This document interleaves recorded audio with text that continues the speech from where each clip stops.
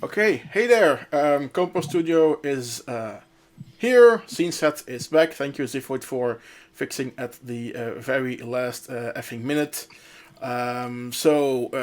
Trek is here again with me, and we have three guests in the Hamburg region. The Daria Kabe Akrit. Hello, lady and gentlemen. Welcome all. I'll fix the browser in a second. Let's see. Revision is not over, but we've had all the compos. We'll go into our regular chit chat in a second. But you always start with first impressions and everything, and you've also been working with behind the scenes. So just what's your impression? What was hot? What was not? Well, we know what's not. Just take it away for a second. You have the line and the microphone in Hamburg. Go ahead. Everybody's looking at me. Cool. Yeah, of course. So I haven't completely sorted it out yet. I mean, I was working in an organizer mode until like 10 minutes ago. So I think I feel content. It's I'm actually, if I like look into myself and see how I feel, I'm so happy with how it worked out. I mean, we had that thing yesterday. Let's not go into much detail because everybody already did an excruciating meeting. Yeah, and there's so much speculation going on that we're not going to fit to do just that. Yeah. How quick the Chaos Computer Club was helping us and how quick we were back online, and especially how this didn't hurt the thing at all, because we had like over 3,000 viewers on the CCC stream and everybody was there, and it was a testament to the scene that people are actually holding together like the motto of the party was, and we couldn't be stopped by some American company having other morals than whatever. So after we got after all the adrenaline from that event wore off, I'm actually really happy, and also with all the compos and with the quality. I was kind of afraid that most people would be really burnt out after this last pretty shitty year, because I talked to a lot of people and everybody was feeling that, and but still we had a lot of really great stuff and people made things, and this is why I'm in the demo scene. I want to do cool stuff with computers and watch cool stuff that other people do with computers, and I couldn't be happier. Sorry, that was completely random, but hey. No, it wasn't. No, that was totally no. That was not random. Not random. I think, in one way or the other, that's going to be what we're all feeling somewhere deep down in our left kidney, if we still have it. That was a more concise and coherent way of saying what I tried to say at the end there. Yep.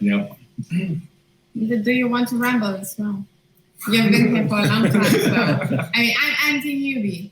So you guys go ramble, and then I have a go. No, there's nothing really to ramble about. I mean, some people of us in the Orga team are doing that for many years, for decades actually, and still every year. I mean, there have been so many years when we said like, hey, do we need to do that another year? Do we have the team spirit, or do we have still the energy to do that again? But every year we can say, yes, we do that, and we still are the team, and there's still enough people who are going forward and wants to do it for another time. I mean, even if, let's say, after the last real revision at the eWork in Saarbrücken, so many people are tired as fuck after being there for 1 week in that hall.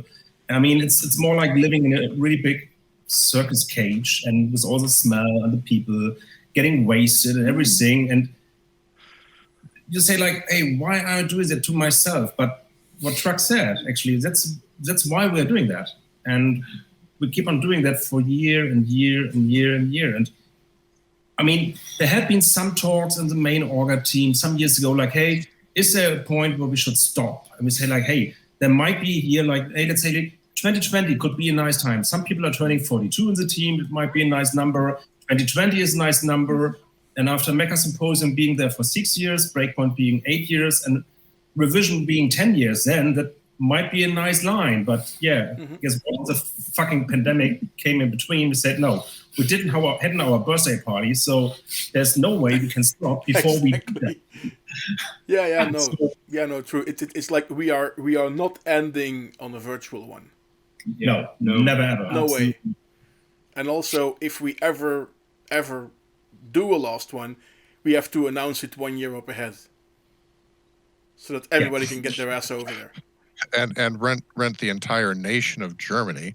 Well, let's talk with Saarland. Nobody needs that anyway. So is there such a thing as a last demo party? It's like quitting carbs. I mean, it would be maybe, but it wouldn't be good for you in the long run. It's what you need to cope. No. Do you remember at the last Breakpoint when the thing came up, and a lot of productions said, this is the end of Breakpoint. It's not the end of the demo scene. Yeah. And when the last revision takes place, because that will be a thing, we will not be able to do it again. Something else will pick up, and this weekend is ending. There will be parties later this month, next month, in the summer. Okay, the winter there aren't as many, but there are a few. There are always places where you can, and it will continue. And we don't always need the huge ones. The smaller ones are, in many cases, well, there are major advantages to the smaller ones. You can say the huge ones are something like a lighthouse in the sea. Yes. That's what I call it. Because back then in 2002, when we were sitting in a meeting and deciding to end Mecha Symposium, we said we don't know if anyone would ever pick it up again and make it that big again. We were wrong. We were saying the same thing when we had the last Breakpoint, and we were sitting there discussing, are we going to continue? And we said, yeah, but we don't know, is there someone picking up? And yes, someone picked it up. And if we, at what point ever in the future, decide to end revision, I'm pretty sure someone will be there to pick it up. It's just the way it is. And it can come from a completely unsuspecting corner that we today don't know about. Yep. Yeah. Here's some interesting stuff. I've been in Germany during Easter so much that, and because I was in the house last year, this is the first year I was actually outside my house during Easter. I did not know that the train thing stopped running. It turns out it didn't stop running. It was different in the way that the schedule was presented. This is the first time I've ever had to deal with that, and I've been here a long time. Additionally, I have the number of days that I have been in Germany during the Easter period is actually probably if I add it all up, it's probably about 6 months. I've actually lived in Germany for about 6 months because of the Easter parties. A few other parties as well, but I mean, it's you end up spending, if you're involved with this, you end up spending a lot of time and effort in this. And of course, I haven't been doing it nearly as long as some of the rest of you.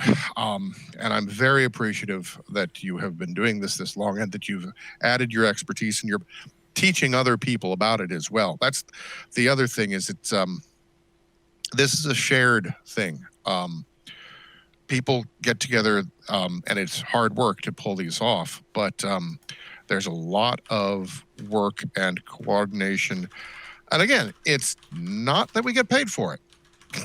And this is another thing. Sometimes people throw this at me, but we're just volunteers. And oh boy, does that get to me because I'm like, do you know what people who are volunteers actually, do? Because I mean, I do. I've seen it. well, we do get to pay. We get paid in happy hormones for like 3 days for the weekend, but then again for the next 5 or 6 days, you get this horrendous post-party hangover when you miss having anything to panic about, anything to look forward to, and all the people who are as anxious as you and afraid of fucking up stuff and doing it in the best way ever because they just try so hard. And you get to feel empty for a day. And for us, this is the greatest payment. We are not capable to do it in any other ways. I mean, if someone would pay us money to take a week off in the Maldives instead of organizing a party and sleeping on a hole in the dark and in the cold, we would not do it. Well, other than I tried to sleep here last night, that did not happen. Yeah. Yeah, that's the luxury, is that I sleep right across the hall over there. It's just... I still had to go 10 kilometers home, but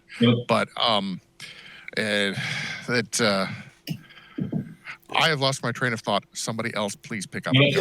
But I know that was the weirdest feeling last year and this year. Just going home. Yep.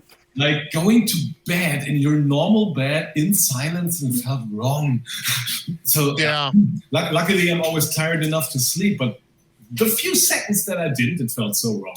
And unfortunately, last year you had real food because I wasn't a revision orga then. But this year we had legit chili food, frozen baguettes, and whatever just happened to be in the near. So we're doing just fine on this aspect.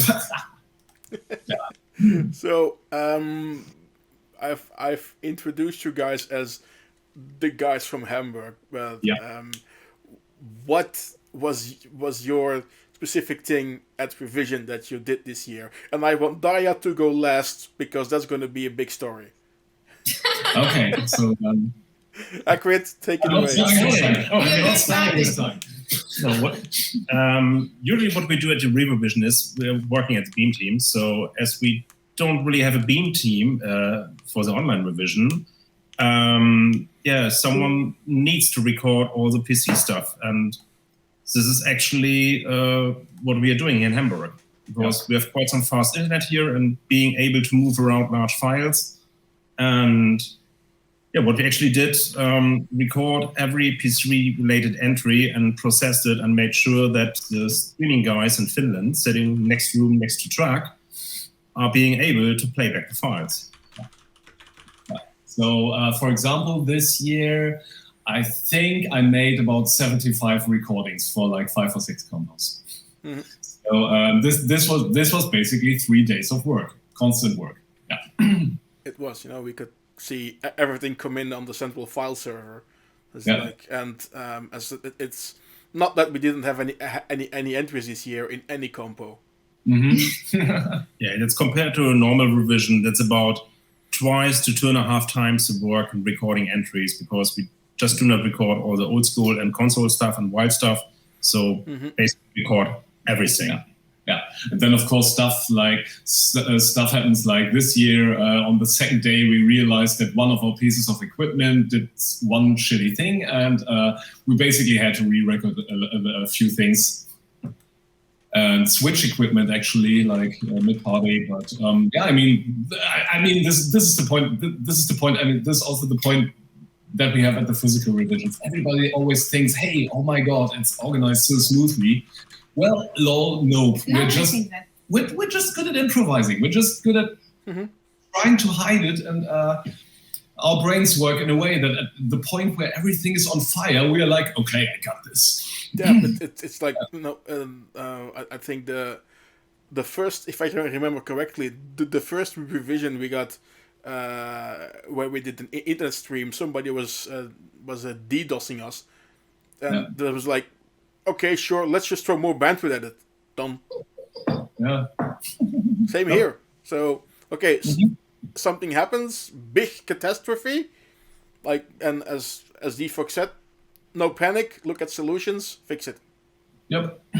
That's the same thing which happened yesterday evening. I mean, when that thing happened, I mean, that had been about the most quiet 2 or 3 minutes on the production voice chat behind the scenes. Yes. I mean, it is quiet at times because people are just watching the entry or whatever, but you could really feel the tense, and everything was just quiet. And imagine people running around like, what the fuck?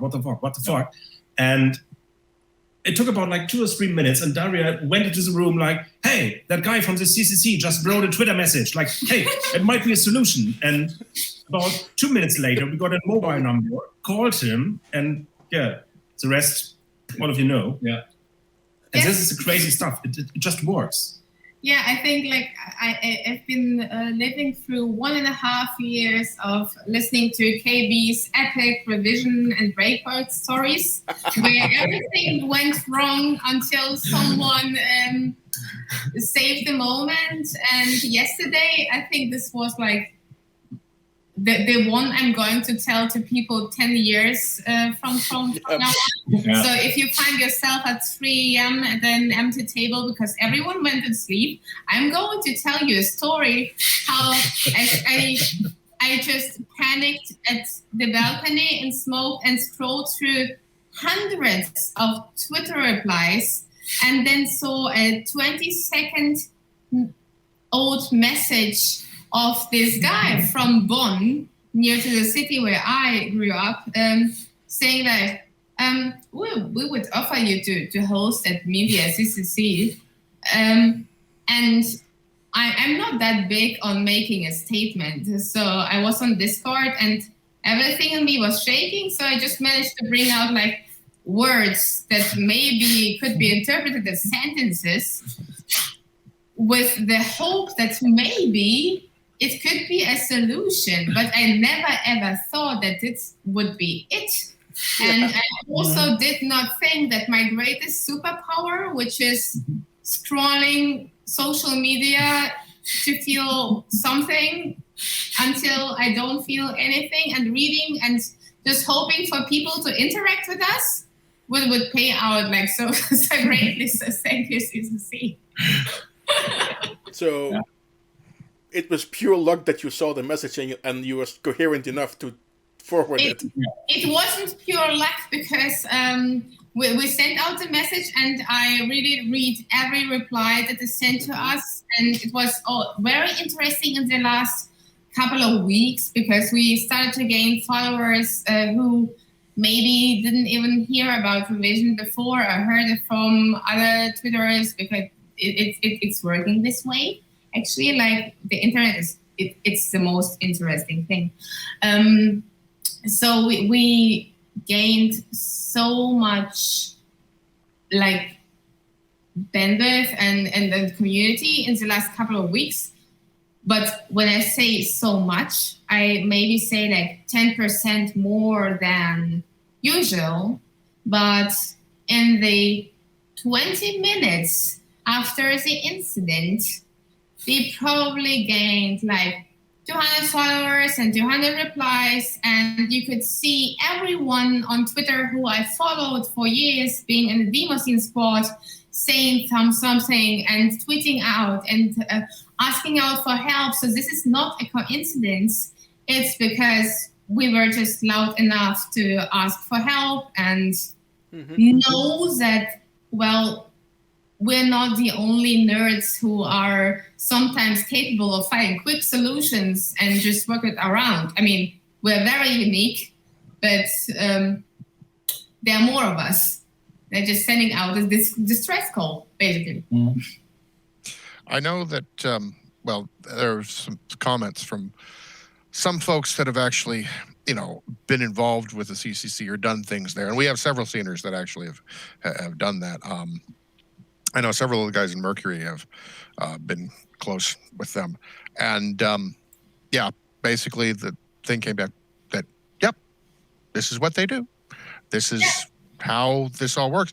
And my thought on the whole thing is, this, is exactly where we need to be. This type of relationship, this type of thing where we are working with people who,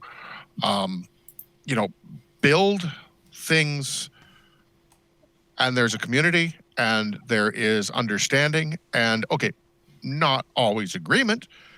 And trust me, there's not always agreement from everybody on things, but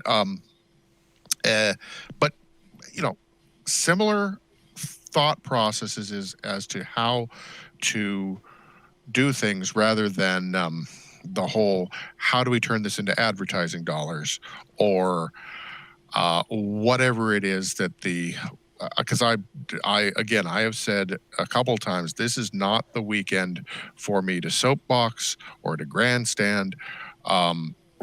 Instead, just we know there might have been a few too many eggs in one basket.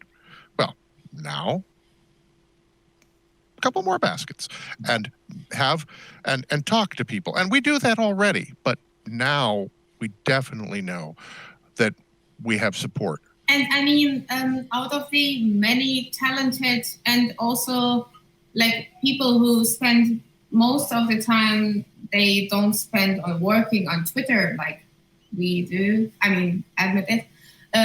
We would have done the same probably.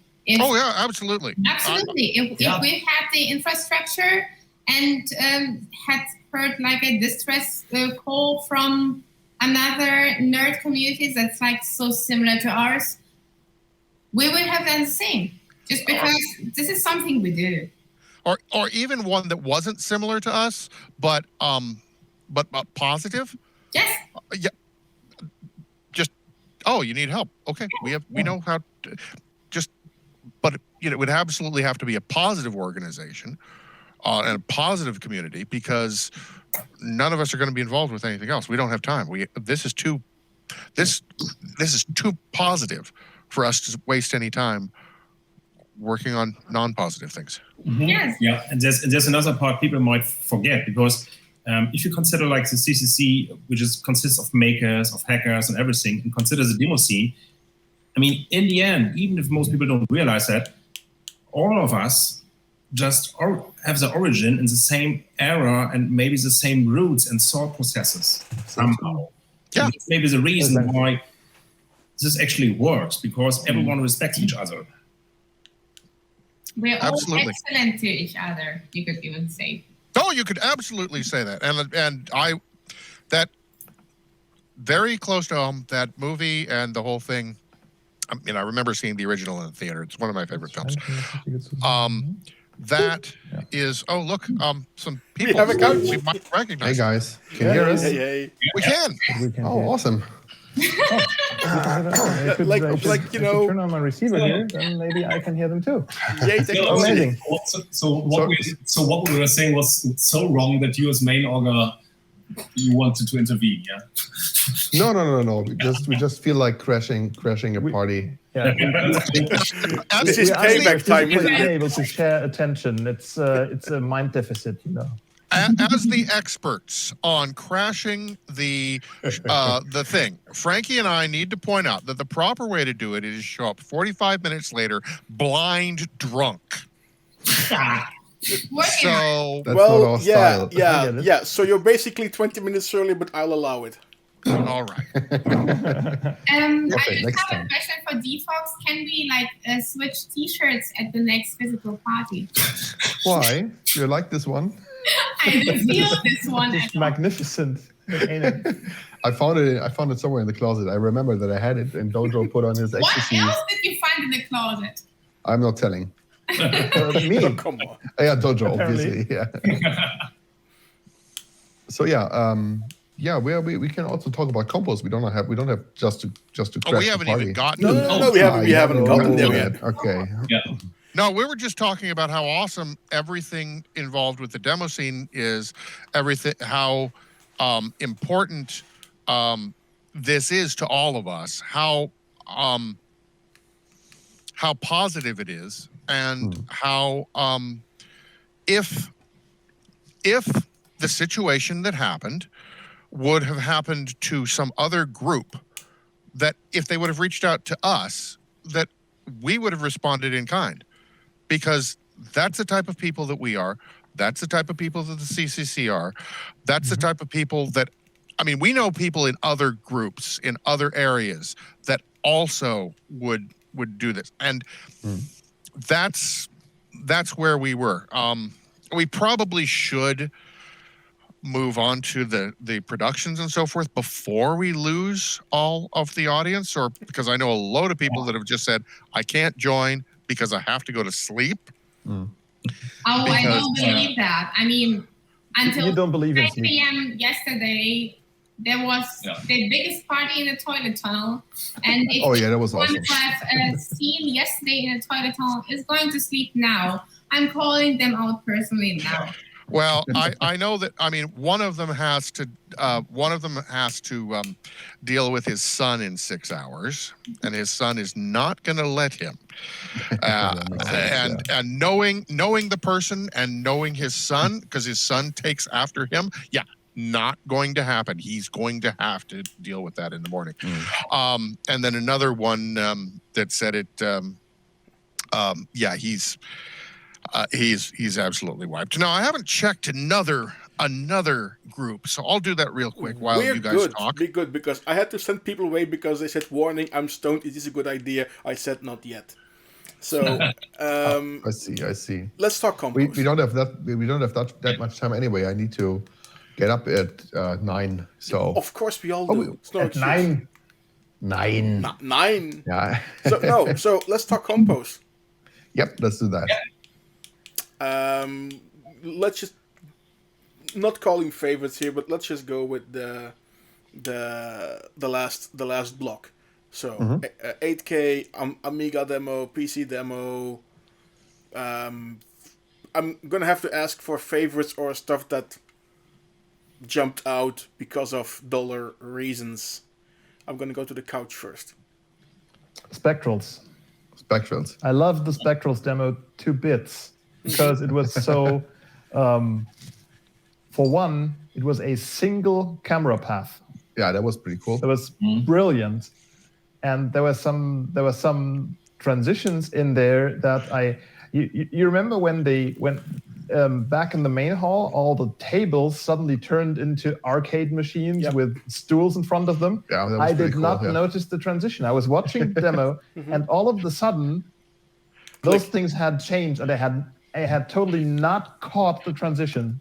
It was marvelous. It was pretty awesome. Yeah. Plus, it was. I personally found it heartwarming. I liked it, but it didn't. It wasn't a banger, but it wasn't supposed to be. It wasn't supposed to be, right.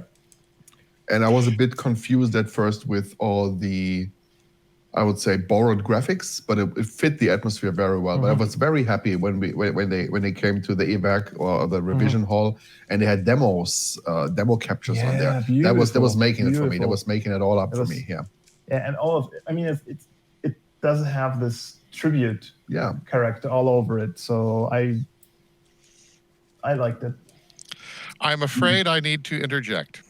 I think I would. That is normal for you. No, so go I ahead. know. But this is actually an interjection from somebody that did not join and has to deal with somebody. So I'm now going to reveal who that was. Shifter gives me permission to say, whoever starts to praise the Spectrals demo, you have my permission to say, Shifter says she, he, it, that they should feel bad about themselves. What? Okay.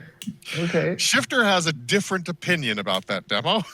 And he would like to have expressed it. I believe he has now. That too is no surprise. That is pretty much par for the course for Shifter, isn't it? Yes, it is.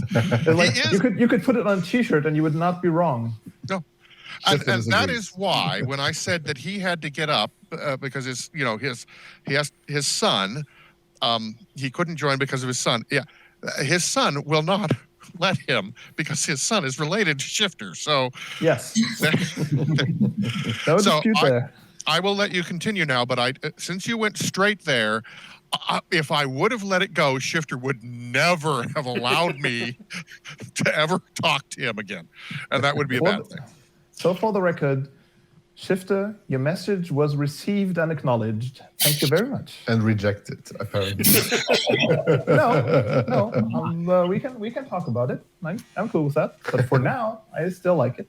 So who else liked the Spectrals? All right, I liked it. I think it's a wonderful feel-good demo.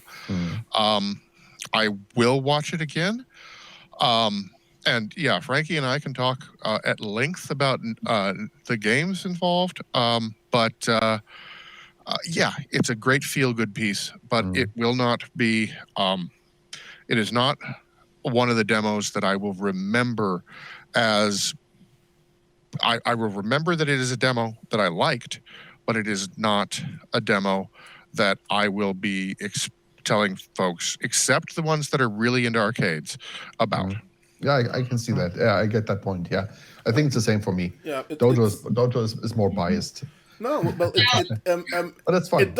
It does play on nostalgia, where you know the like if you look outside, people grab back at when things were better.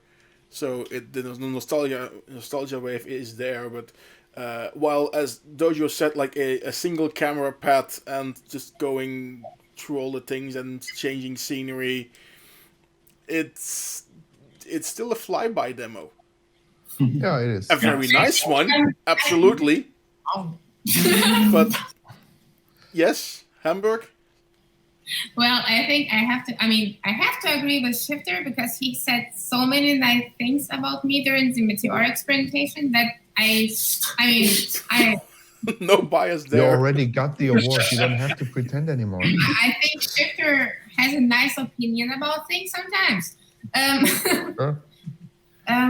But I think there were also many other prods that made us think and feel most of all that we talked about. And I'm very happy that we can have this discussion this year, despite this year where creativity sometimes seem to be so down, because you were stuck in your four walls and there was not much influence from outside.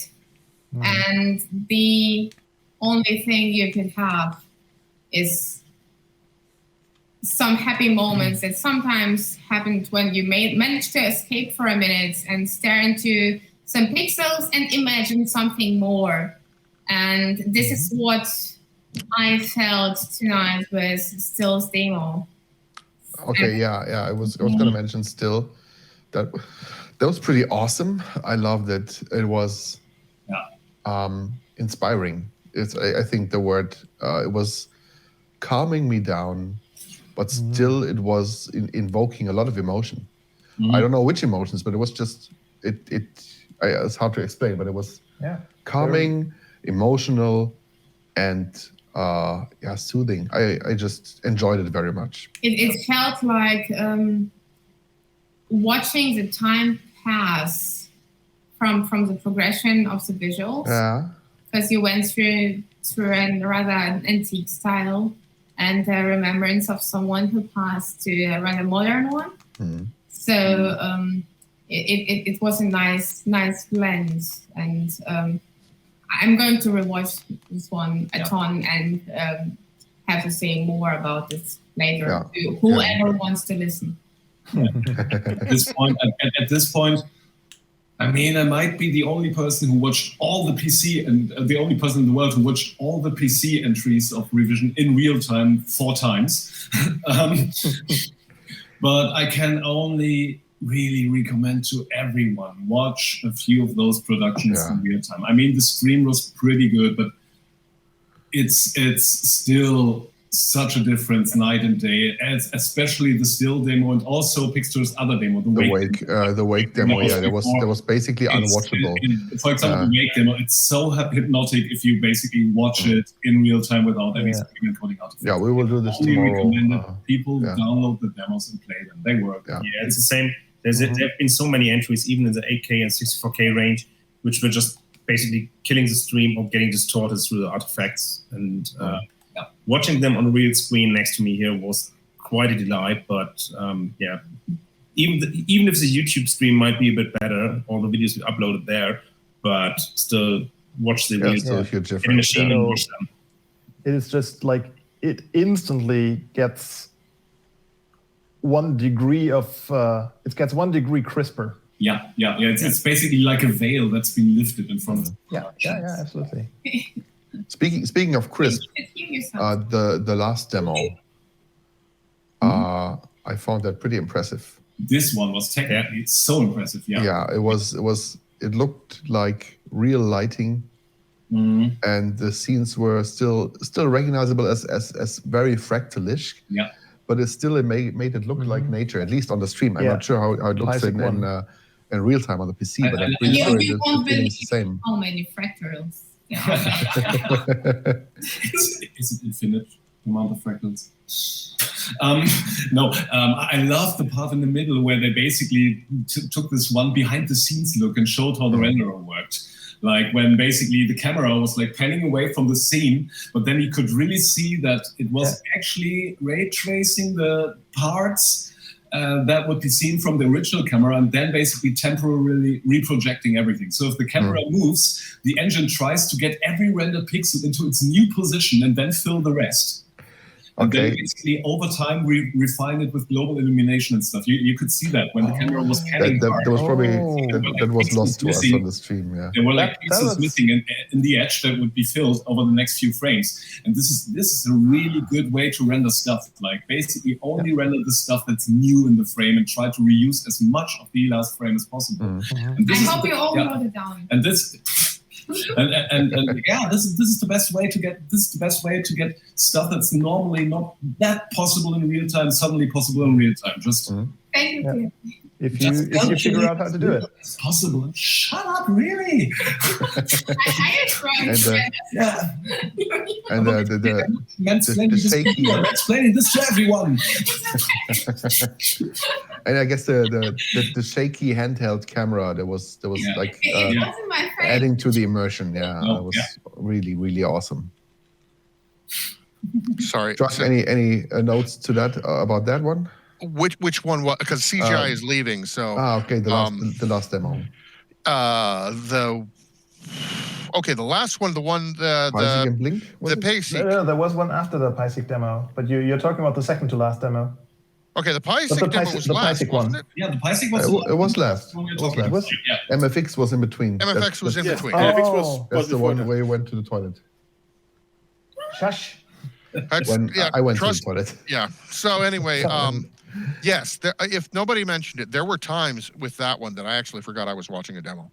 Obviously, not with the building fractals, but when with the camera movement over the top of the trees. Yeah, it was hard to differentiate between reality and in the demo. Yeah, that was, and I was very impressed with that. I really liked that demo for using noise also in appropriate ways, and the camera work in it was really, really good. That was a spectacular demo from CCE and the guys. I mean, they've done good demos before, but that really that was a good one to cap off everything with. I liked that it was at the end.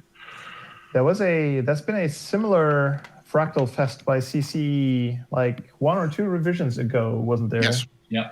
I remember that very distinctly. And it had equally gorgeous lighting, but not the trees. Yeah. I think, well, there are 2 guys that I can count on for really good use of fractals, and that's Seven and CCE now.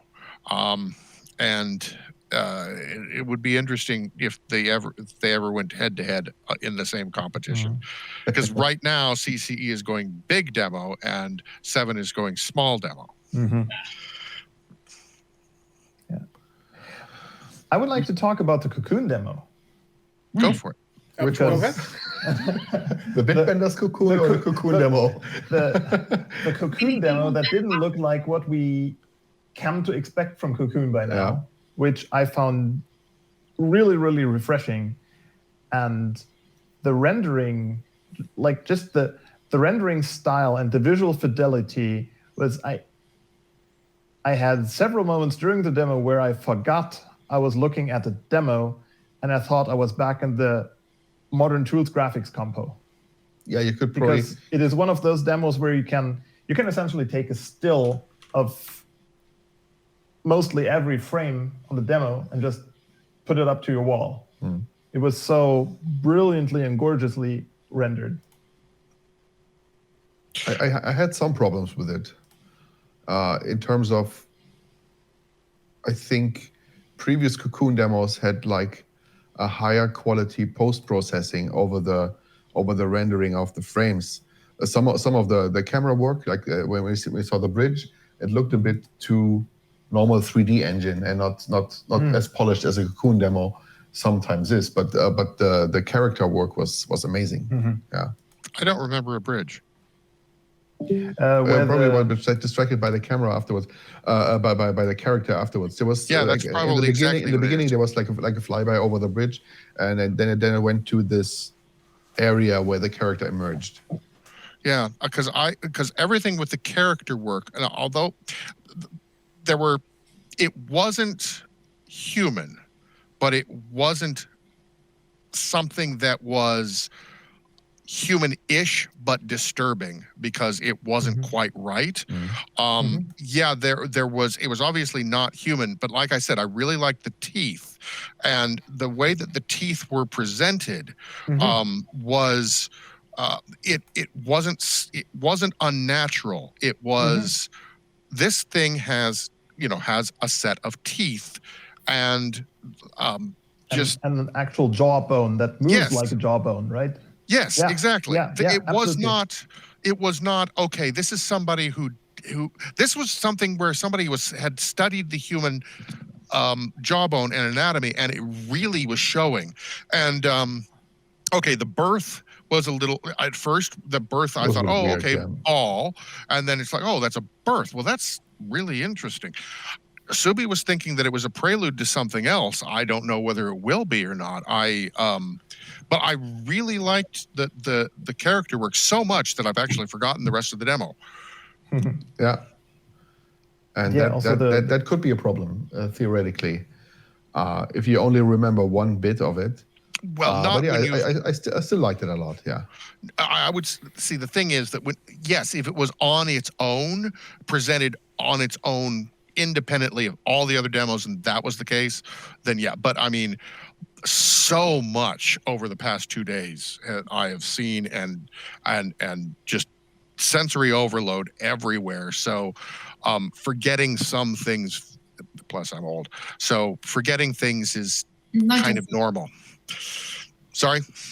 Not just you. Okay. I think when I tried to leave home today, it took me half an hour to really leave home because I kept forgetting things and just was checking Twitter, replying to something on Discord, and okay, wow, I forgot to have breakfast, and oh, wow, maybe I should drink water, and then you see something on the stream and think about it for a moment, and this is just like the amount of overwhelming information overflow that we want for this weekend. Yeah, you kind of keep getting distracted from your distractions. Yes, we do, but it's what we want. We wouldn't want it any other way. Yeah, you just have so much choice of inputs to choose from that you just can't process it all. I wouldn't even say that you have a choice, because that's my favorite part about the demo party is that you don't have a choice what music you listen when you wake up to, and when you walk through something, you don't really have a choice what you encounter. And even if you're a demo party organizer, you have no idea what's going to wait for you when you wake up. So and especially in the days of lockdown and living in the wake up, work, Netflix time, it's nice to be overwhelmed in that way. Like, even, sure, the Twitch thing, the incident, the one that shall not be named was a surprise, not a welcome one, but for one day, the C word was not the worst thing we had. Yeah. Like, it was not the asshole of the day. To be perfectly honest with you, I loved that moment. we were sitting here watching 64K. Stream went down, and Draupner was like, "Oh yeah, the stream. They're gonna fix it. I don't need to go to the production channel." And Jojo was like, "I have a bad feeling about this." You were like, "Oh, let's just restart the stream." And yeah, there was on the Apple TV. I didn't find a channel. Yeah, so you were fiddling with your remote. You were like, "Oh, that's weird. The channel's not there. Something's." Let me restart the app, and I was like, maybe this is not the problem. Yeah, I realized it when okay, the stream stopped. I was like, oh shit, stream went down in the middle of the Compo. Stream not found. And then and then 5 seconds later, I realized that the chat has stopped. That's what got me. And that was the point where I was like, okay, something worse is going on here. Yeah, and then I went to the office and joined our production chat, and it was hard cutting through all the chatter at first. But what was cool in quotes is like everybody was still calm. There was I think the most. I mean, obviously we have. It's easier to be calm if you're at home and listening to an audio chat. And if you're at a party, because if like something like that would happen at revision, like, I don't know, projector fell down or something, like something of the same magnitude of a problem. I mean, the 1,000 people in the hall would instantly turn up their music and work in operations. And instantly people in the hall would make so much noise that we would have a hard time talking about the problem or how to fix it. So this was like a way calmer situation that we usually are confronted with at the party. For you, I mean, I was reading through all the people talking about the problem, and people have never even seen on the internet reacting to the problem just because it's a problem. But as you, Daria, as you said, you can choose what to be overwhelmed with. Yes, exactly. And we in this moment we were able to push it all aside and concentrate on focus on the issue, and I don't know, it is. I kind of loved it, maybe because it was the first real problem that we had to fix in a couple of years. Yeah, and it was and it had kind of like. It was a big problem. Yeah, I mean, we had other big problems, but not like this will stop the party problem. We never had that. This was a holy shit, we're doomed problem. Yeah. It felt like floating through space with some ambient music instead of a stupid chip tune around you. Like, because this is what would we say, ambience at a true party. If something serious happened, like people would just reorganize and continue to, they would carry on. And everybody carried on. And I think it is I mean, we're doing this for a couple of years. I had at no point during the crisis, so to speak, yesterday, at no point did I lose faith in that we won't be able to fix it. And that kind of calmed me down myself. And I mean, I don't know, we were discussing stuff like 15 minutes in the voice chat, and then spitballing ideas, and a couple of people offered help. And then when the CCC person popped into 2 DMs, and then I was like, okay, everybody seems to be happy with CCC, so let's call him. And I think I was on the phone with him for like maybe 15 seconds. It's like, okay, do you want to do this? Do you have a problem with copyright material? It won't be a problem. And then, okay, what do you need? I need just the stream URL. And I was like, okay, I get somebody to talk to you. That was the whole call, and I think 10 minutes later everything was up. There was just I love fixing things. I think we all love fixing things. That's why we do this shit. That's also like a tribute to people who have a clean infrastructure where you can just plug something else in and it works. Right there. That is exactly okay. Yeah. So 2 things. First of all, I walked into. Frankie and I had been discussing some things for a little bit before that, but I walked over to see if CGI would need food because I knew we were going to have some goofy shit. And well, he already had food, but I could hear the conversation, and I didn't recognize what was going on at the time until several bits later. But I heard one member, who I won't say their names, say, "Okay, you call this, and we'll check on that CCC thing, and we'll see what happens." I walked out because I could hear from the level of the voices that people knew what was going on. They had already covered several ideas. They had first plan, second plan, third plan, and they were executing things. I didn't need to step in and do anything which understand for somebody that works in operations, and this is what I do. That was a relief. So it's like, okay, they've got it. I don't need to get involved because that will make it worse. So come over here. That all took place, but the big thing about this was they understood. They've done similar things. They had an infrastructure in place. And there were people that were offering things that didn't have an infrastructure. They're like, okay, I've got this little thing here. Will it help? Yes, your idea will help, but you need an infrastructure behind it. You need monitoring. You need there's a lot here that just one little part of it isn't a complete solution.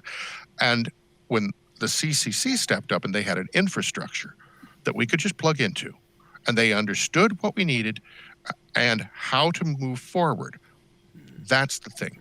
And when you've dealt with operations and you're dealing with people that understand things at that level, it's just okay. Did the network Belgians need to change something in their config? I haven't asked them yet. I don't think so. No, just like I think the only thing that happened was CGI was streaming to a different endpoint. Yeah. But Akrit, you might know more about that. No, that's basically after you talked to the guy from the CCC, we had CGI call him, and his phone call maybe was as short as yours. He was just getting the person on Discord, and then he was just giving the stream endpoint for him, and we were getting just the stream page.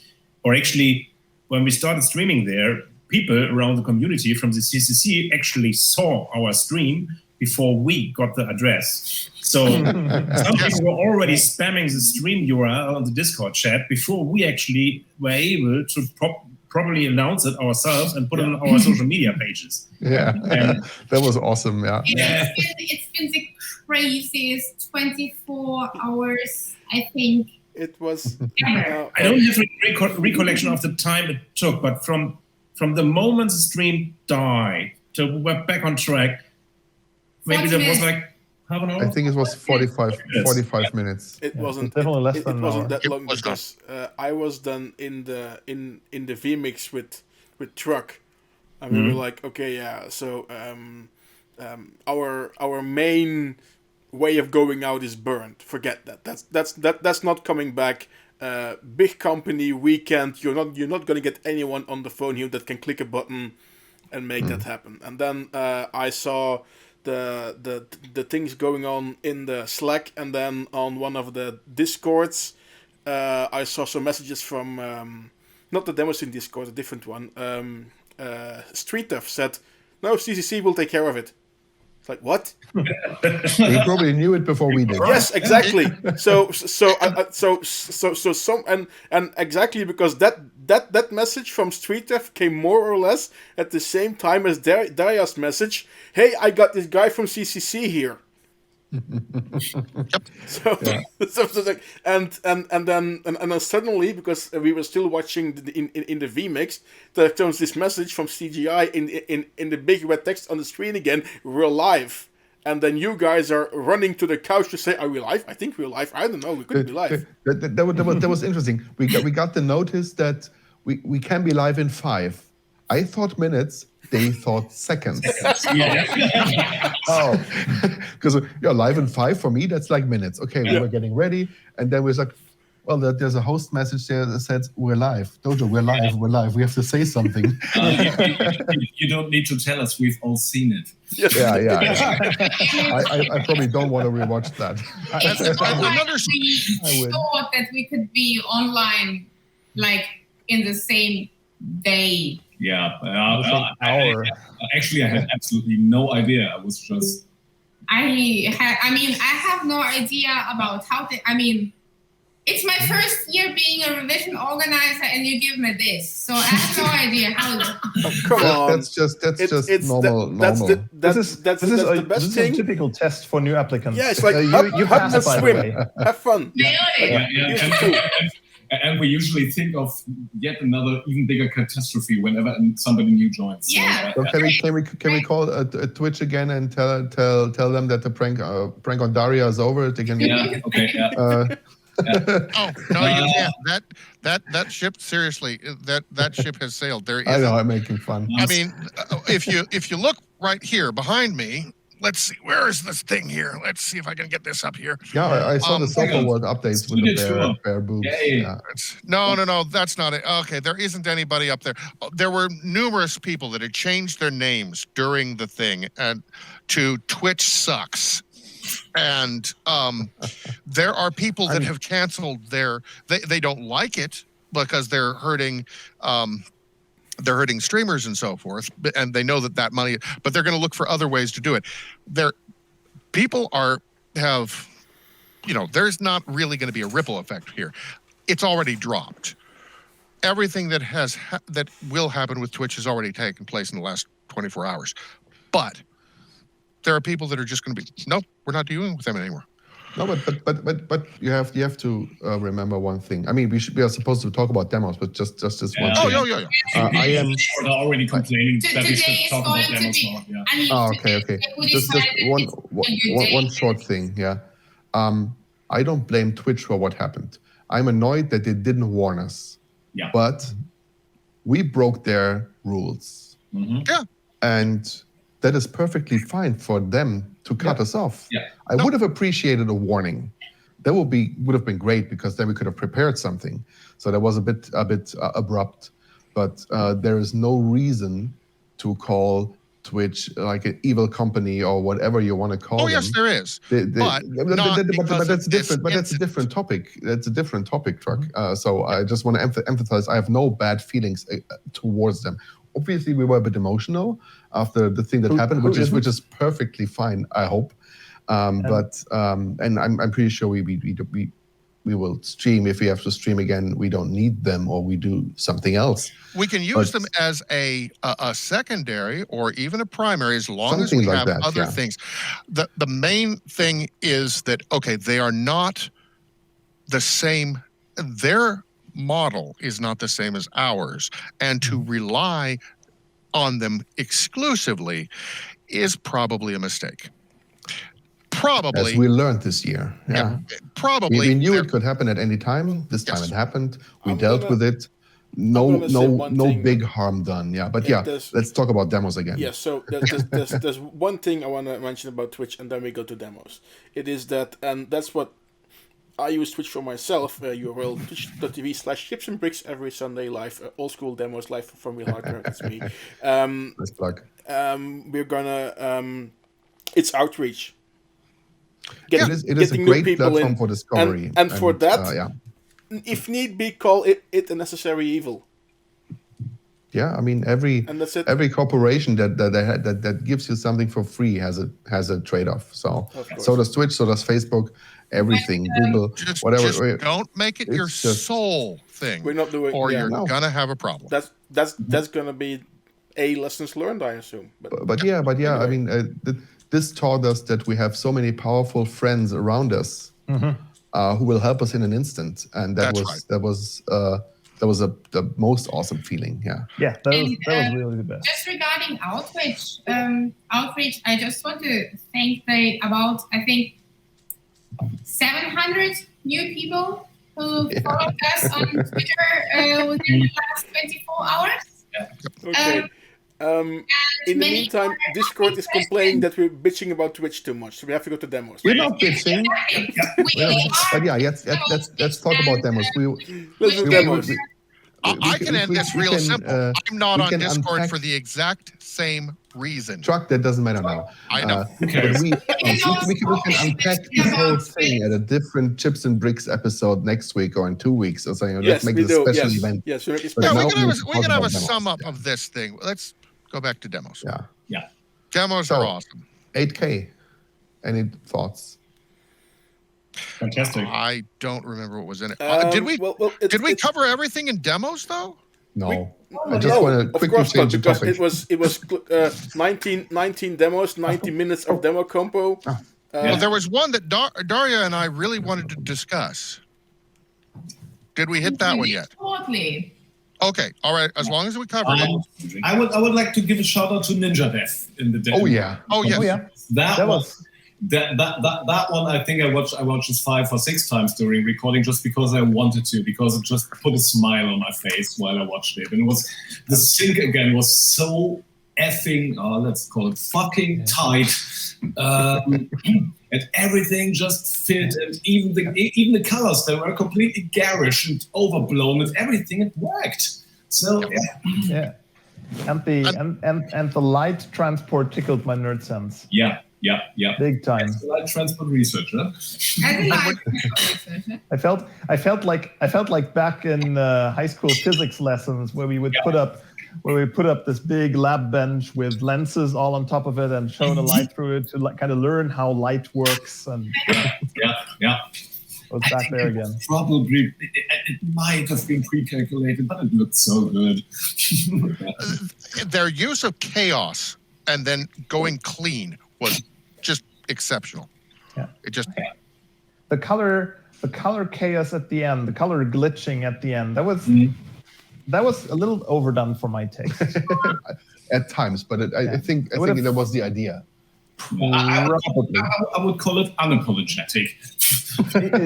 Yes. And yeah, that one, and also the soundtrack again, completely weird, but absolutely groovy. Yeah. Yes, and I think that was the thing to me. It was like it was Ninja Dev, but it was a different Ninja Dev, and I like that. I liked to see how they evolved while still kind of keeping the essence of their style. Mm-hmm.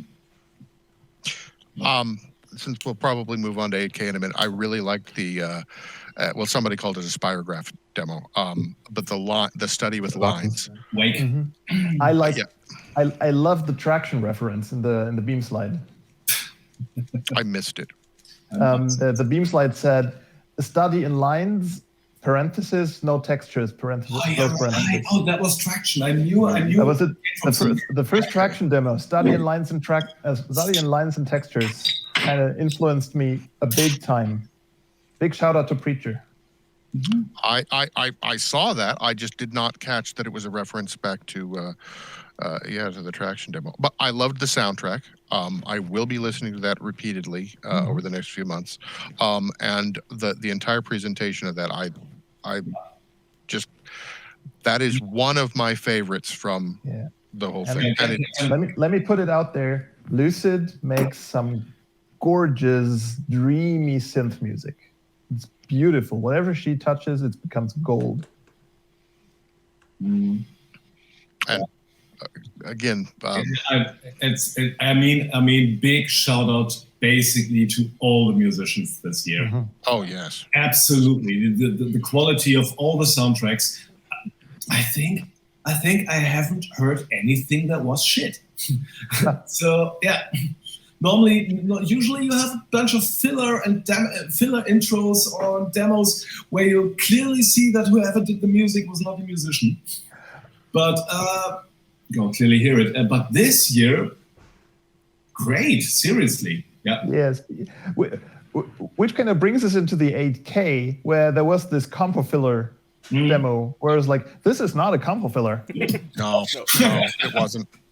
It's just like last year or the year before they had we showed Coda, then Amiga intro by Abyss earlier in our introduction, and that was too. The first crawler was like, enjoy our little Compo filler, and I was like, this is not a Compo filler. It's not a Compo filler. Frankie, is the Compo filler thing done by the person that I think it is? I don't know who you think it is. The person that would do Compo filler. My brain says Bero. No, not that one. No, I'll send you a message of the. It's like okay, like sometimes I can read your mind, but now we are a few time zones apart. That doesn't work. Yeah. Did you get the message yet? Well, if that went up on his screen, then everybody saw it. Yeah, no, I can, because then everyone sees what you're sending me. You have to send it through Telegram or whatever the hell you want to use. I did. I did send it to you. I didn't get it. It's a person. It's a person. It's someone. It's definitely someone. No. Okay.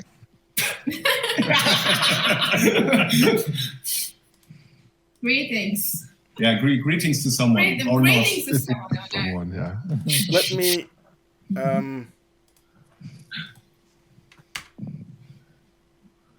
Yeah. What? What? What happens?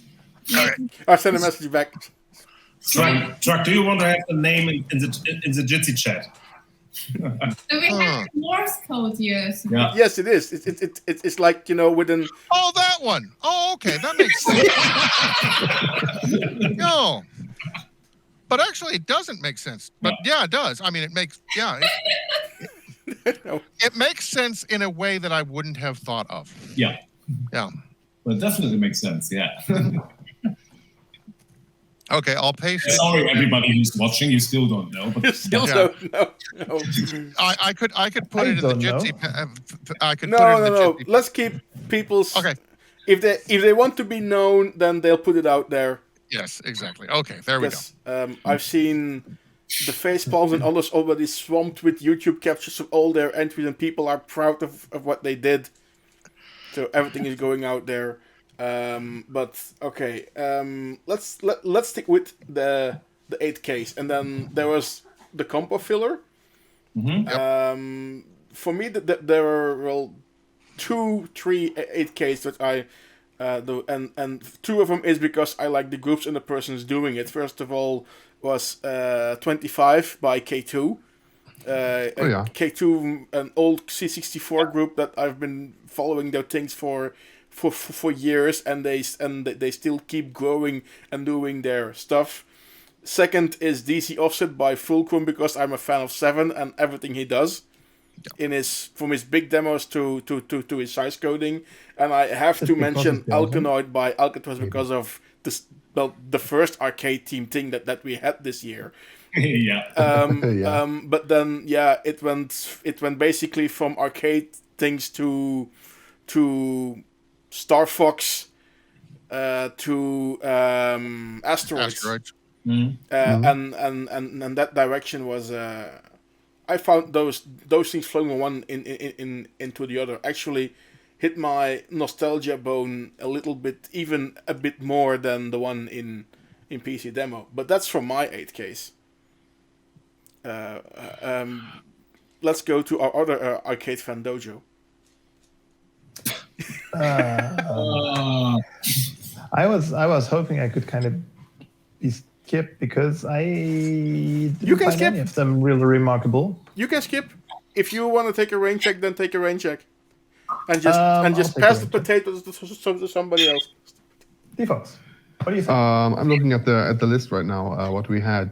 Yeah, I think the Alkanoid from Alcatraz. Yeah. That was the only thing that I kind of remember.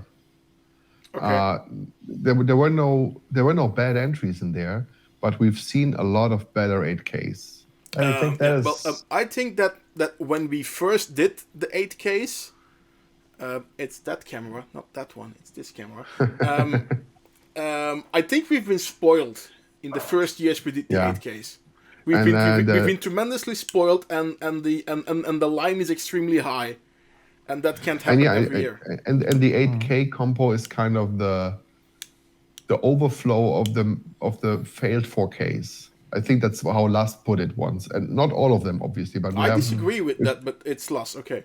Yeah, but there were a couple of 5Ks. Nothing was bad. Mm-hmm. That's true. Just to reiterate, nothing was bad, but I wasn't blown away by anything. Yeah, the thing that I found the most interesting actually was the K2 entry, because the shading kind of looked to me like it was meant to be like a patchwork cloth kind of. Not coverage is the wrong word. What is fabric? It? Fabric, like a blanket, and that I like that a lot. Mm-hmm. Even though it was just one effect, I like this. But yeah, I'm a bit underwhelmed by the 8K. Still a good combo. I mean, nothing bad about that. But we had better, and I hope we will have a couple of better ones next year, hopefully. Mm-hmm. Yeah, Truck. Anything from you? Do you remember anything from the 8K? Yeah, I did have to go back and look at the list. Again, sensory overload. I did like the Mac production, the one by the Church of the Spinning Cube. The thing that I liked about it is probably the part that is the least musical part about it, and that is the use of the cat. I mean, obviously, it was a keyboard cat thing. Yeah, exactly. Now I remember. We were surprised. We both loved the rendering too. Hey, the rendering was fantastic. Yeah. And it was. Yeah, I remember that. And I liked the rendering because it was really crisp and shiny. Mm-hmm. I also I went and I checked the stream when the raindrops came in on the Fulcrum intro. Raindrops are cool, yeah. I just looked at that and I was like, I hope that the stream is rendering these, and it was, and I was very happy with that. I know that character. Why do I know that character? Why is my brain not able to process what that character is? Yes. Do you know the comic, the meme? Yes, of course. I have posted that so many times in the past year. It's actually flabbergasting. I'm flabbergasted how much this little guy turned to be out of spirit animal this year. But yeah. Okay, it's really bad that you're not on Telegram, because there is a sticker on Telegram of that, but it is from the pack of Greek, not philosophers, but famous Greeks. Well, it's not this anyway. Sorry. Anyway, I have to thank someone from 5711 for that guy, because it turned out to be my spirit animal, and we are still doing fine. Yeah. Frankie, is there any way that I can send that and you can put the picture on the stream? Not in a way that you can see it. Yeah, you could print it out real quick and then hold it in the camera. I don't have a printer here. I've heard the C64 I was kidding. printer was extremely. Yesterday I've heard the tale of a C64 printer being. Yes. The MPS 803 printer in that party invitation.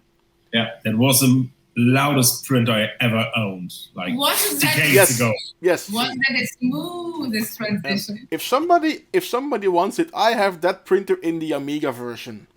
Pick it up and it's yours. No. I know, that's what everybody says. And I'm not throwing it away because it says Amiga on it. So, should make a flower pot out of it or so, or just a chicken house. I don't know. Can we move to Amiga the is a good.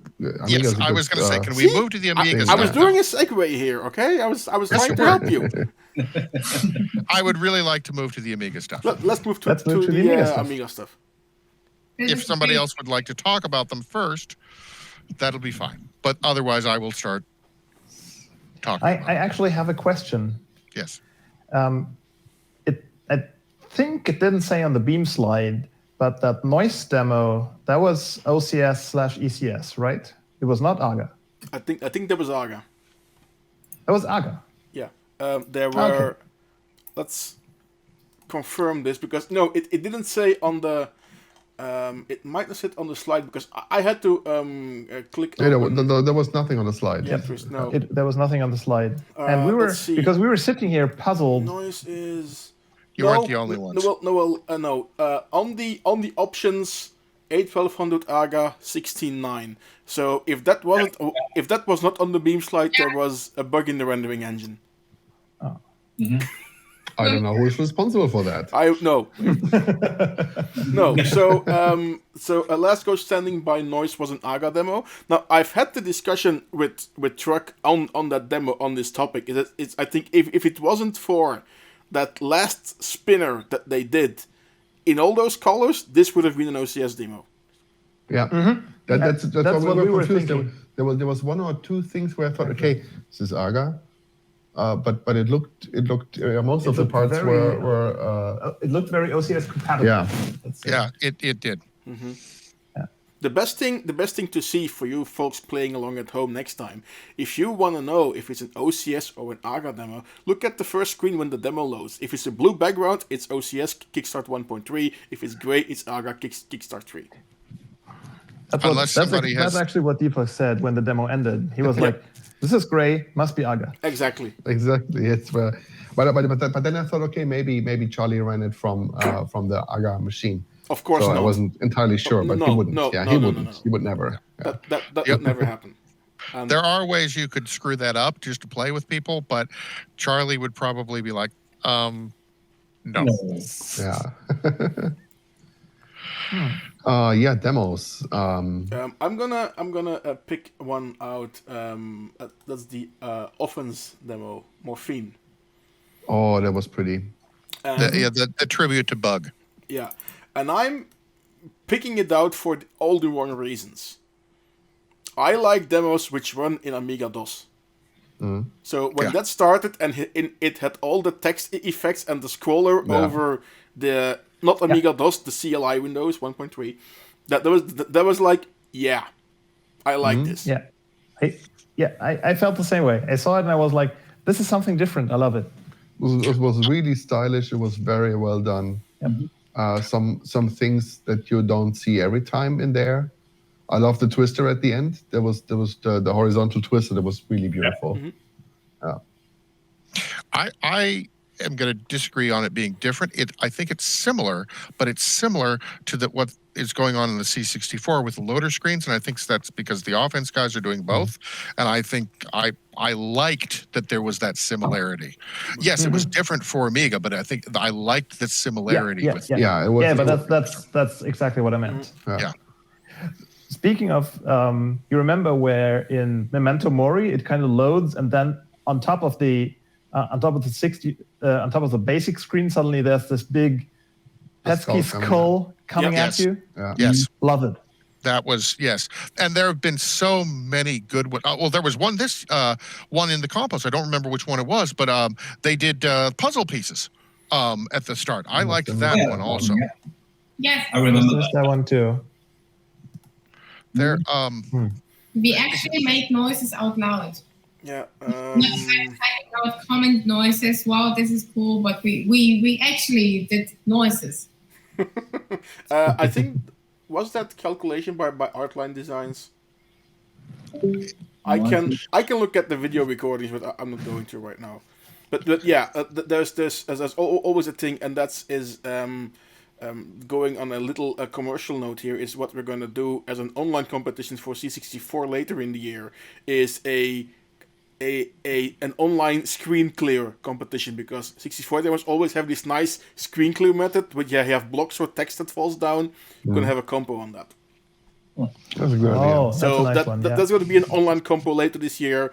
But people came to us about it and just said, okay, after revision, not before, after. Yeah.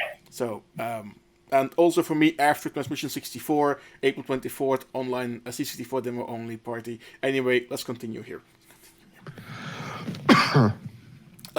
We were still talking about We haven't gone to me for Amiga the, yet. So if the anybody Amiga else stuff, wants and we to still need to go to a truck. Yes, that was my next Yeah. sentence. So if anybody wants to cut in before I start, Well, I'm welcome going to to get an egg timer and give you 5 minutes.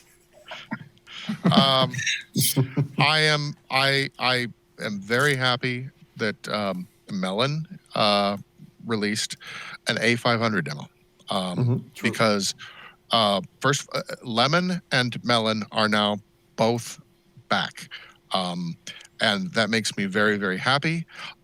We have wanted for a long time, we've wanted the A500 scene to sort of take off the way that the C64 scene has. And all right, it's slower, but it's still, it's gaining momentum. And I very much like that. That's inspiring to me. That Melon being back, I have, you know, I really want to make an Amiga demo this year. I always want to make an Amiga demo this year, but Melon is back. So that, then again, the Xerxes music, the fractals, and yes, I know the fractals were pre-calculated, except of course for the parts that weren't, that'll be brought up later. But it was really well faked. Really well faked. Yes, But Amiga the obviously stuff is. Yeah. that was on the stuff that Lodi was putting on top of that, that's what got me. Was okay, this is being used as a background, but he's still doing stuff on front, and it just, that flowed so well, and I just I'm really, really impressed with that.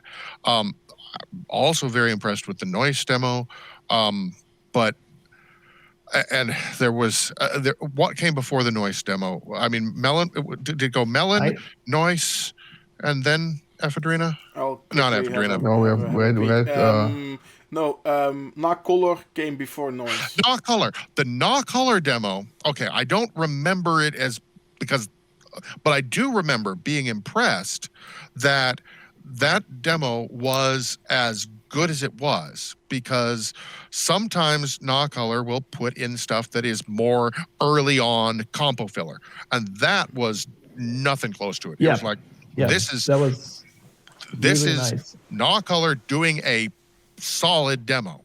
Yes. Which they can do, but they don't always do, and I liked that. Yeah, I especially liked all the still images. They're always awesome there. Yeah. The ham demos, there were some people that didn't really like it because it was really long, and there were others of us that were saying this is really impressive for a 1-disc demo. Also, I'm on the fence with that one. I liked a lot of it because of the fact that it was using ham, and ham isn't the easiest thing to use. Well, but on that demo, it is basically a one-person project. Yes. And also at the end of the scroller, it actually says, you know, this is a call out for people to work with me. And I think what you have here is, on a technical level, all this ham stuff is not easy to do. Where Playton 42, person who made this demo, and is actually asking for help, is, you know, give me people to work with that can, you know, help in with the design of the demo, because technically there's nothing wrong with the demo. Absolutely, but I think the funniest part in there, you can sadly crunch this down to a 30-second demo that goes circle, circle, circle, nipple, nipple, nipple, nipple, nipple. That's the only thing that the people will remember from this demo. Probably. While it is so much more technically impressive, and that sadly goes lost. There is one other thing. It's the Aki that is in there. True. But yeah, it's the little joke things. Go ahead, Defox. Sorry. I don't know enough about ham mode to be. I wasn't able to see what is great about it, but I was under the impression because I was reading Discord and people were praising it, so I thought like, okay, it must have been something special. But I couldn't see it because I don't know how to use the ham mode. So I'm going into how ham mode works will take us that's a different episode conversation. But it's a totally different way of working and thinking with graphics. Yeah. Okay. So everything is okay. You know how to slide the picture from left to right. In ham, it's completely different. Yeah. Okay. And furthermore, I think you can really see that ham wasn't originally made to make animation with. No, it's a still picture. It's pretty much in a mode where you need basically an offline encoder for an image to make the best out of it. So doing stuff in real time with ham and making it look good, it's an accomplishment. Absolutely. It's very easy when you're doing ham stuff to start getting black dots or black stripes. Yeah. And there weren't any. And that's what is impressive with that. So, yes. And again, he called out at the end, hey, I'd like to do something. Come work with me. I think that was fantastic. The person played on. He lives not too far from you away, DFox. So next year, I want to see this person at Provision with an other demo, working together with some people and doing awesome stuff in ham, with some extra design on top of it. That would be great because it was what it apparently had in technical brilliance, which I cannot judge, but I trust you if you tell me that it's an achievement. But yeah, in the design department, it was lacking. That is, but I think that was never the goal to make an impressive design and technical demo at this rate. Yeah. So yeah, I would love to see obviously more from Platon because in a way you can say it's a job application. Dangerous territory. Oh, let's not go there. Any other Amiga stuff, Turk? Yes, all of it, but those are the ones that stood out right now. I will, of course, when I'm going over this in the next couple of days. Oh crap, I forgot that. So, but we do probably need to cover much more about the party, and I can't even remember all of the combos from today. Going in Power of Twos and trying 64Ks. Yeah, but really you covered that yesterday, didn't you? Well, we did, but I'd like to thank you for re-showing it. Let's go here. Yeah. For a Compo from today, how about 4K executable graphics, where basically I was still recording stuff and I was looking up at the big screen every few seconds. I was like, what?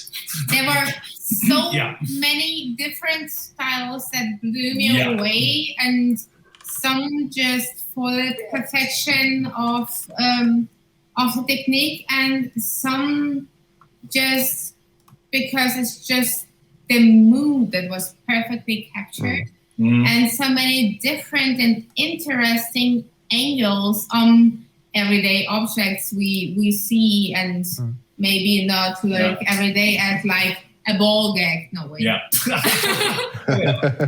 Yeah, that actually looked really, really good. And I really loved the subtle lighting. I mean, the picture was 90% black pixels, and it was gorgeous. Imperfections and all this stuff. Yeah, absolutely.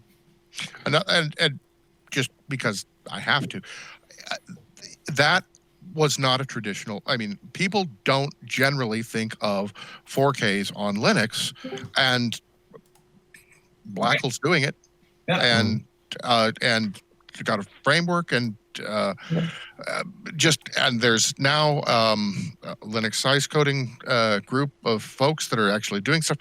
Things are progressing, and it isn't about a platform. Yeah. And it's so good when we get away from the platform things. Yes, speaking as an Amiga person who learned finally that, oh, wow, there's some really amazing shit that's being done on Atari. Well, yeah. I was when I read the Bream slide, I was like, thank you, Blackwell, for developing something on Linux that's not a dropper. Yes. Droppers are always a crunch. Yes. And it's not, and How do you pronounce Poro's name properly? I would say Porosian, but Yeah, okay. Yeah. maybe as Porosian, wrong yes. as anybody else. He's been doing so much work in this area, and also his reverse engineering on things. I mean, that little thing that he did, new platform again. And then he recorded all that stuff 2 weeks ago as here's the Linux size, or here's the size coding thing for this platform, this platform, this platform, this platform. Again, all the stuff people are giving to other people so that they can create things. It's just out there. Oh, and let's see. We also had the thing earlier today with YX's platform for Blossom. Blossom. yes, Blossom. Yeah. Didn't even know about that. And I asked. And I was like, I'm pretty sure YX is part of the reason why we had so many entries this year. There Yes. was like at least half the entries who were referencing Blossom are using it. Yeah. So thank you for that, YX. Yeah. In I terms asked of YX about it, and she instantly just came back with, here's the repo, here's more information about it. Just boom. what I want to pick out one entry from the 4K executable. I really liked Fizzers, and especially because he had like Polaroids on the wall from the work stages of the final picture. I found that was a genius move. Yeah. It was really a genius move. I haven't seen anything like that, and it was really amazing to zoom in there. And we were like realizing at the same time, are those the work steps, or is it's like was this how these blocks look before? I was like, yeah, that's really awesome, fantastic I think, idea. The question after what's your favorite one is very mood depending, because the one that really blew me away, I mean, I sure like Fiddler stuff and everyone who made something like really mind-blowing, but what was the name of the one was a retro-looking sofa and a nice table. I knew it. I knew you would say that. Mid-afternoon light. Something years. with autumn. Autumn years from Prism View? Wonderful. I think it was 617. Yeah, there were two with sofas. One was the Prism being. Oh, yes. And one was the more photorealistic sofa floating on the sky. Yeah, Yes. there's this one called You Are Here. There's the second one is a more realistic sofa. I'm trying to put them on here. Sadly, you can't see them, but on the stream, I'm trying to put them out there. So beautiful because it's not a space sci-fi scene that someone imagined, but like it's a scene I'd read a book into. Like I'd sit there, read a book, have an imaginary cat, and have a coffee. And I really love that someone made that someone imagined that, and also had enough like rabbit hole motivation to actually pull it through. I'm really thankful for that. It's such I loved how the table was at an angle. Yes, that was a beautiful angled, detail. What else? I really liked It's so beautiful. I really like the Max from Sam & Max reference because it had like two cartoonish panels and it was just two colors, basically. Yeah, it was black and white. It was really cool. Yeah. Or monochrome. Monochrome. Yeah. Which one do you mean? The Max from Sam & Max, the Lagomorph, it's called Lagomorph Noir. Like the bunny from Sam & Max. Oh yeah, it's the one. Oh yeah. Yeah. Max. Oh right. Oh yeah. Oh yeah. Oh yes. That was it has an artistic value because 8, it is yes. Yeah, it has the storytelling in it. I mean, you could just here's 2 frames of an entire story with Sam & Max. Have at it. If you know Sam & Max, your brain just goes. Yeah. There was also a new take on that kind of entry. Yeah, it's actually funny to see that nobody's done it before, and now suddenly we have 2 people doing it in the same compo. Yeah. What else can be picked out here? Oh, I love it's called Inertial Ink. that looks like yes. acrylic smeared acrylic colors. And the Why fact are you that, I laughing mean, at? Huh? It's probably my just exploding, but okay. I mean, that's a newer Portuguese scener. He's been helping PS out with all of the bits, and Alien One is the guy behind it. Alien One, and that the rendering in that is so non-traditional. It looks like watercolor, and the color choices in it are. It's a fantastic piece.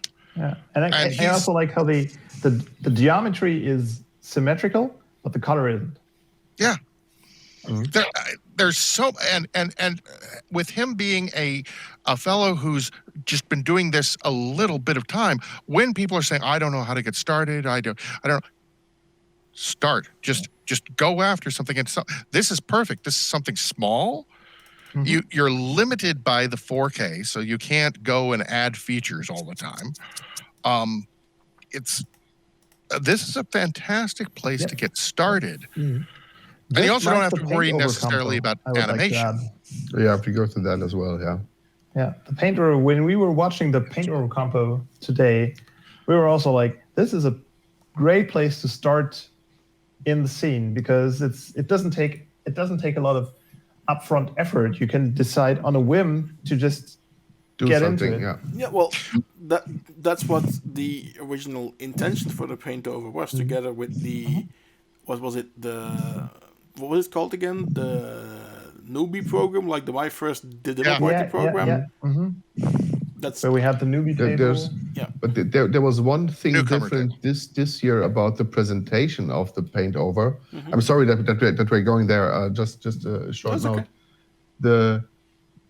Usually I think we see the scribble, and then you see the work set, then you see the final one.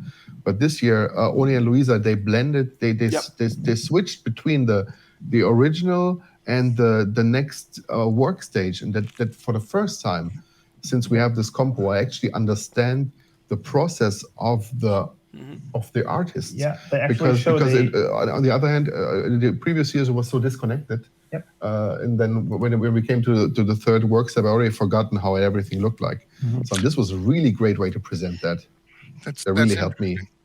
Because in previous years, that's always been something that I've been able to follow. But that might just be related to the way that people's minds work. They work? Sometimes. Really. That was earlier in the day. More people's minds were still working at that time. Yeah. Thank you.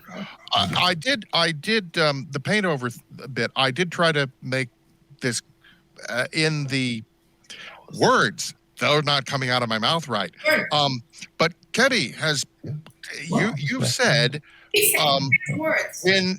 when talking about people that are just trying to make a demo, you've brought this up, the paint over, as a step in making a demo. Just do paint over, do that, put that in there. I wish I knew your quote from that. Or I mean, the quote was about people who like, I have absolutely no idea how to go about a demo. I can code a bit of stuff, but I think my suggestion was, because I know people that have done that to a lot of success, that okay, then just code something, and perhaps it looks ugly, but then find someone who's good at this art thing that people do, which I don't understand, and just give it to them, and then let them paint over the stuff you've programmed. And then take that back and take this as an inspiration.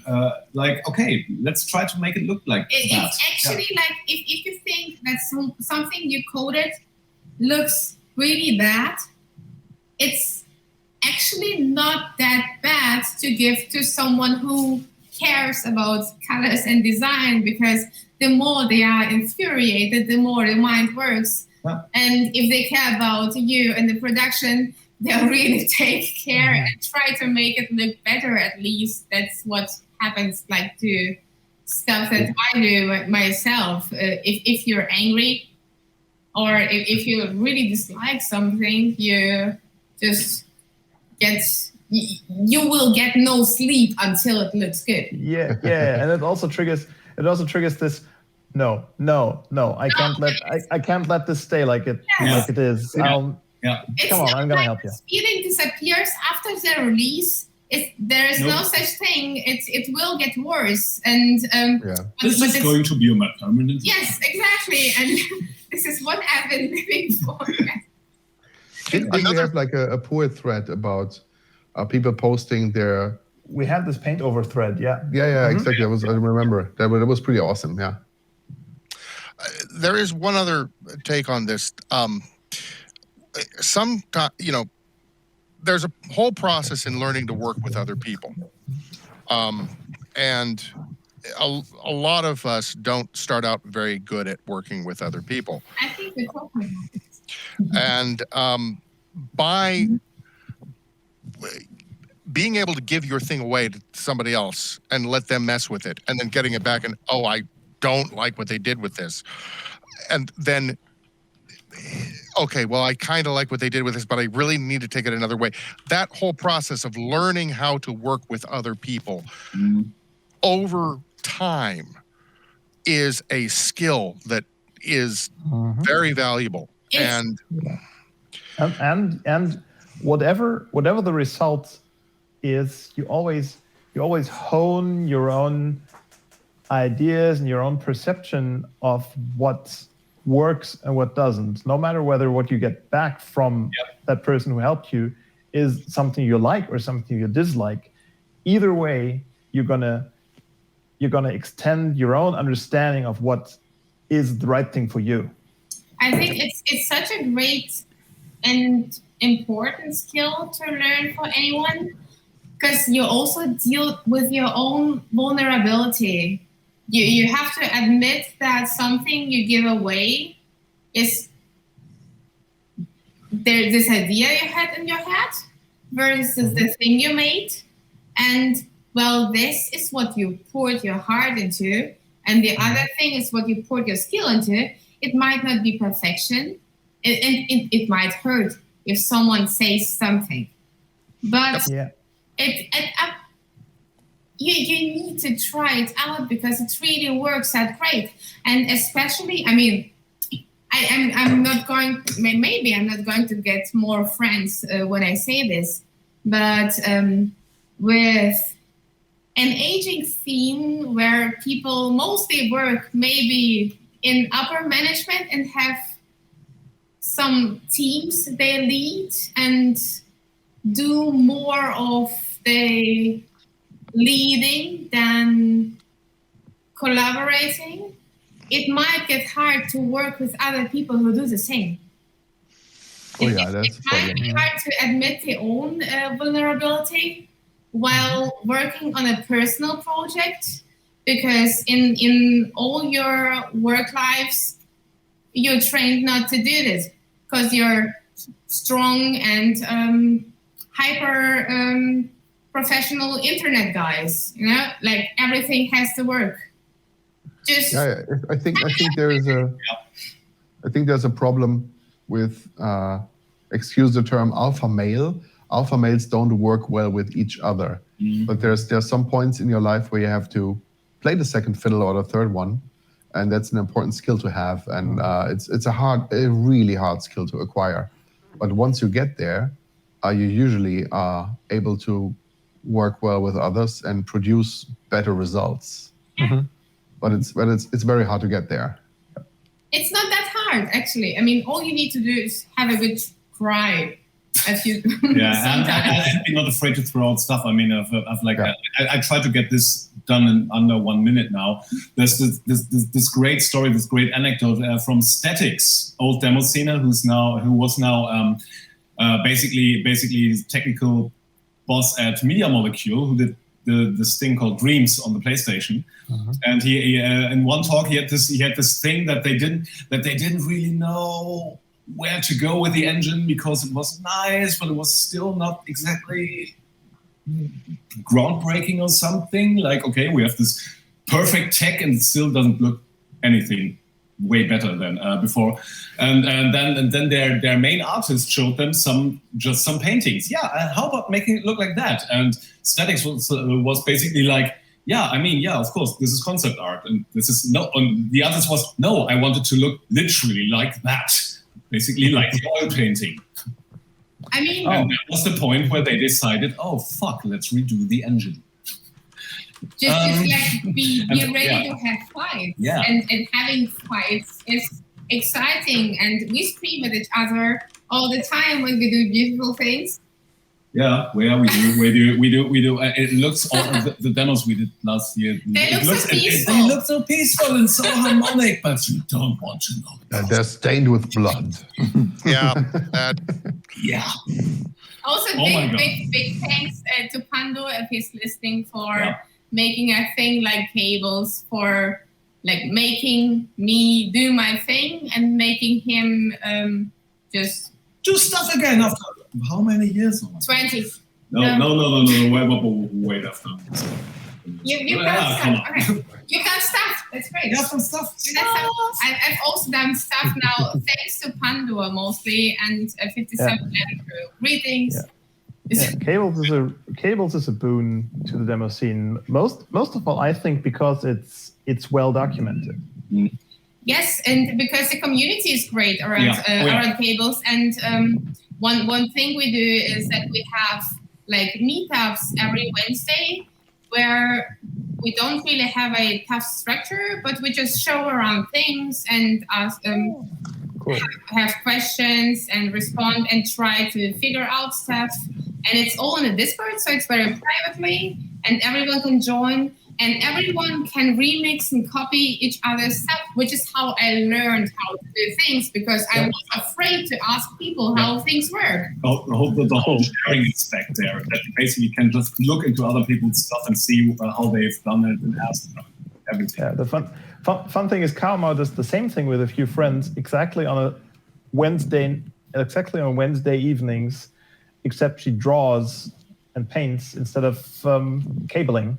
Yeah, but that's apparently that's a very good thing to do. I mean, we have seen like a demo from Abyss Connection who do C64 demos in cables, and it's been no surprise to me because I've seen people around in the meetups, and I've been looking forward.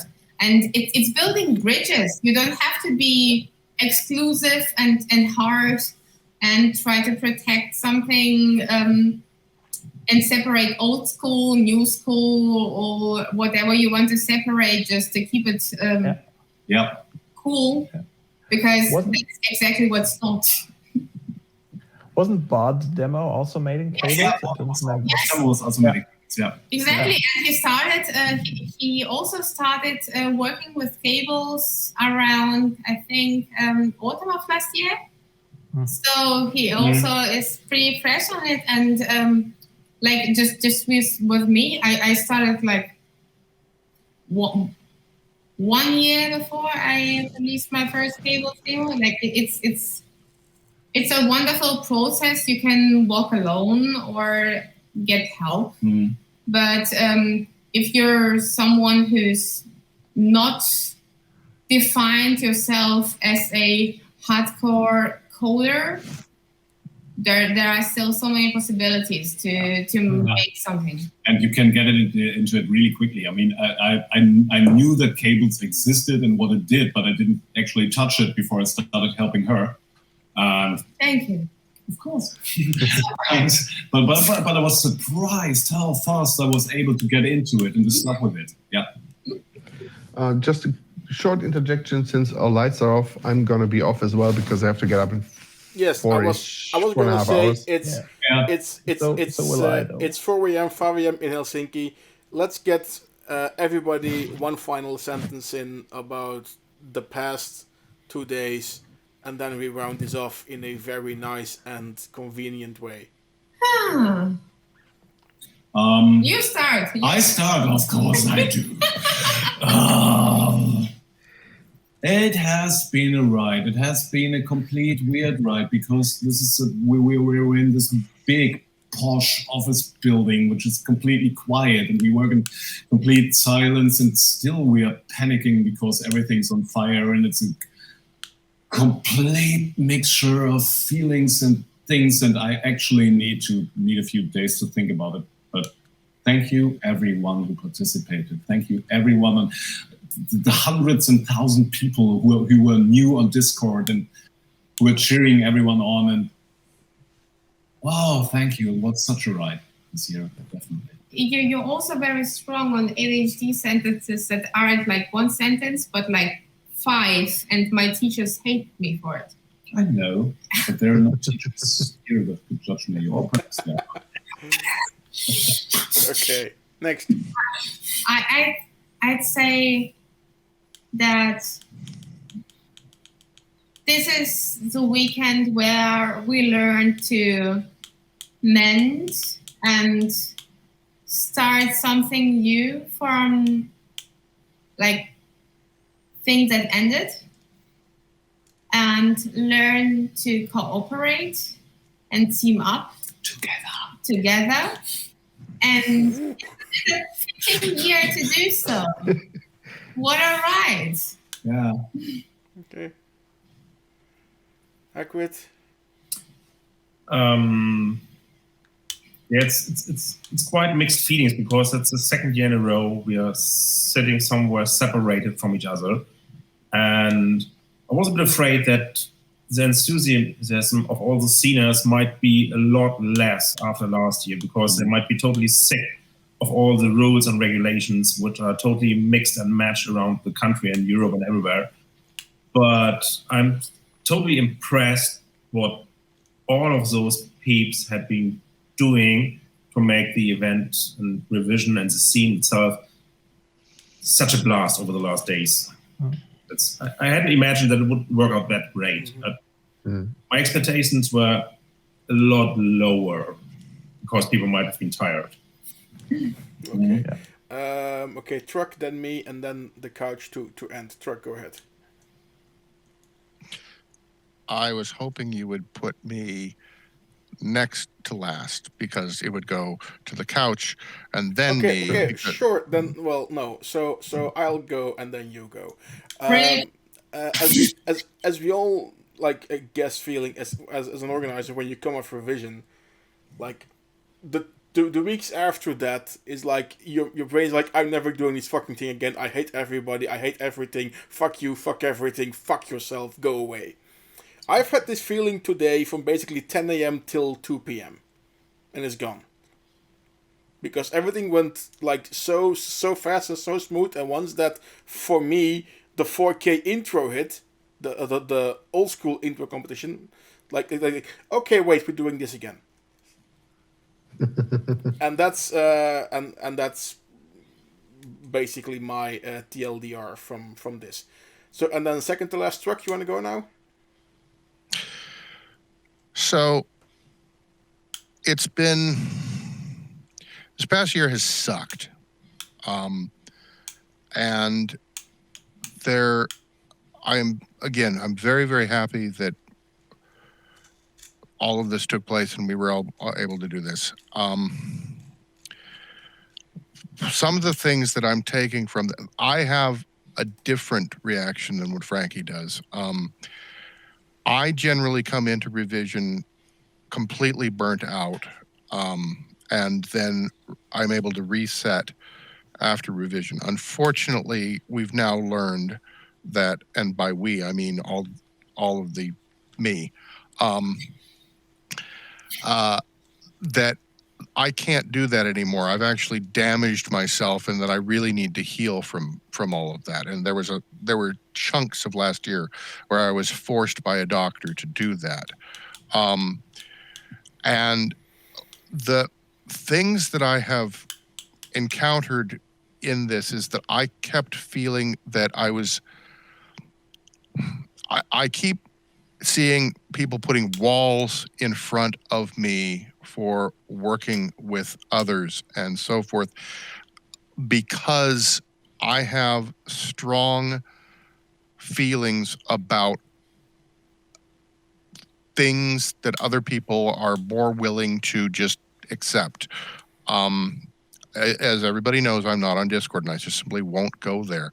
I I'm not comfortable with with putting too many eggs in one basket.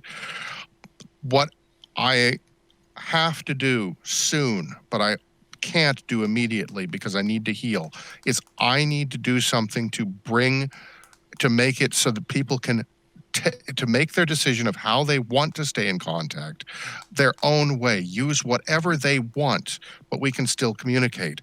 And those things need to be opened again. And I feel that there's quite frankly, the people on IRC are going, why are you pushing us away? And we feel that we're this whole thing of, here's the Discord. Well, we had this, and we had email, and we had these other ways of staying in communication, and they're being shut down, and we don't like it. So I'm going to have to do some work to make sure that you guys feel comfortable in communicating with those of us that are wanting to do things a different way. I've got to make sure that those things stay open. And that's tough because I have to take time to heal. But if I don't do it, things are not going to be open to people the way that I want them to be, and I will be very, very, very upset and sad. So I want to be happy. I want there to be communication. I want that if next year this whole thing is still going on, which could happen, and I hope not, but I want it that people don't feel that they're trapped in four walls. I've heard that from a whole bunch of people. I don't want people to feel trapped. I want them to feel that they're communicating with people, that there's a community. I want them to feel what we've all felt this weekend, being together. I want that to still exist. We're working on it. That's what I want. We're working on it. I know we are. And the thing is, that I also, like I said, I need to heal, and I can't expect it to happen. There was so much this weekend that was so positive. I saw people actually solving problems, and I didn't have to take control. Thank you, everybody, for that. Thank you. Right. On that bombshell, the couch. Sorry, I kind of wanted to go second to last for that reason. It's okay. This went down. I thought this party would get down more smoothly than last year, and it went down even more smoothly than that. The deers destroying the stream notwithstanding. And dear God, I'm getting the feeling I don't want us to have to get the hang of it, but I think we're getting the hang of this. But you guys are good at doing what you do, and I can trust you, and that is huge. I mean, one small thing. This happened to me a lot in the last 2 days. Okay, the CCC took over, and then I was thinking about it. Oh, great! Next year we can do this, and we could integrate that with that. And yeah, I don't want there to be a next year. No, I want everyone in the hall. Stop thinking about it. But. It's okay to be thinking about it. We will still just don't let it happen. We will still stream from Revision. Yeah, and we learned a lot of things in the past 2 years that will help us bring Revision to people who cannot come to the real place. And not just Revision. Not just Revision. I mean, I can only speak for what we did here in the past 2 years, and what we learned is